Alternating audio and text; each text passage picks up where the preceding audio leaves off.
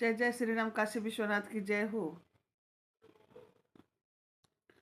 हम रामचरितमानस में तुलसी बाबा द्वारा लिखा हुआ जो है, उसमें हम लोग राम लक्ष्मण और सीता के वन गमन का प्रसंग में हम लोग क्रमशः आगे बढ़ रहे हैं। रामचंद्र जी सीता जी और लक्ष्मण सहित गंगा के उस पार पधार गए हैं, चित्रकूट के पास श्रीरंगपुर में। वहां से वो चित्रकूट की तरफ जा रहे हैं और सुमंत जो थे वो जा करके उनको छोड़कर आने के बाद राजा दशरथ जी को जो उन्होंने बताया समाचार कि हमने उनको छोड़कर आ गए हैं, तब रामचंद्र जी के पिता जो राजा दशरथ जी थे बहुत ही दुखी हुए और राम राम करके बहुत मतलब कहने का मतलब कि विलाप करते हुए बहुत दुखी हुए और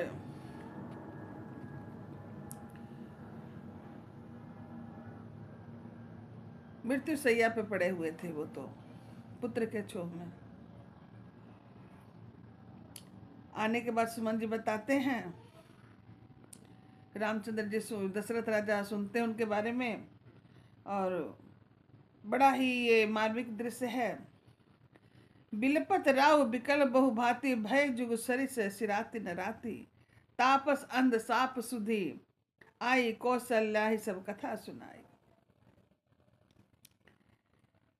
राजा दशरथ जी जब व्याकुल होकर के कौशल्या जी को श्रवण कुमार की कहानी बताते हैं, जिस श्रवण कुमार को उन्होंने मारा था बाघ के उसमें कि बाघ आ गई कह करके, वही कहानी ये कौशल्या जी को सुनाते हैं और संताप करते हैं।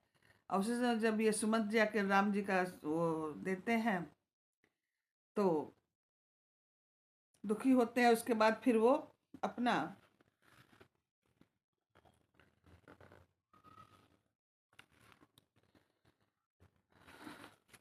सुरधामपुर को जाते हैं।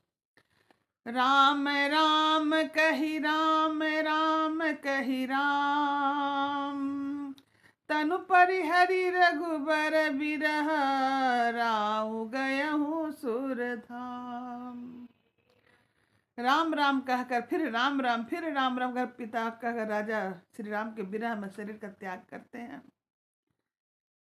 और जब वो सुरलोकपुर जाते हैं, इसके बाद सब रानियां शोक से व्याकुल होकर के रोती हैं। तब वशिष्ठ मुनि जी को बुलाया जाता है। वशिष्ठ मुनि जी तुरंत सब प्रकार जो भी बीता था उस पर प्रकाश डाले और बोले कि जल्दी से जाइए और भरत कुमार जी को लेके आइए, ताकि इनका अग्नि संस्कार भी तो दाह संस्कार भी अग्नि करना है और बड़े बेटे तो है नहीं, तो भरत उसके अनुसार भरत जी को करना पड़ेगा। भरत जी जब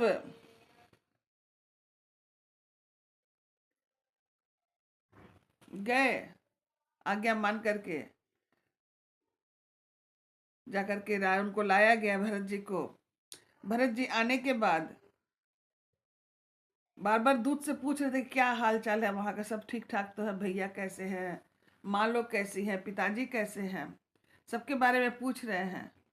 लेकिन किसी के मुंह से कुछ निकल नहीं रहा, बस आंखों में आंसू है। तभी भरत जी को लगा कि कुछ ना कुछ अनहोनी जरूर हुई है। इसके बाद वो तुरंत आते हैं वहां से तरह तरह का समाचार मन में लिए हुए। यही विधि सोचत भरत मन धावन पहुँचे आय गुरु अनुशासन श्रवण सुनी चले गणेश मनाय। इस प्रकार भरत जी जब आते हैं अपने पिताजी के घर में रनिवास में, जब आते हैं तो बहुत ही दुख से देखते हैं लोगों को, तो बड़ा उनको दुख होता है कि आखिर बात क्या है, कोई मुझे बता क्यों नहीं रहा है।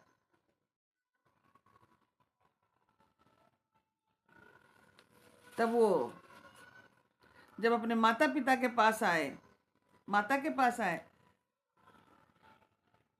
सुनी सुत बचन स्नेह मैं कपट नीर भरी नैन। यहाँ कपट नीर भरी नैन किसको कहा जा रहा है? माता कैकेयी को कहा जा रहा है। भरत श्रवण मून सूल साम सम पापिन बोली बैन।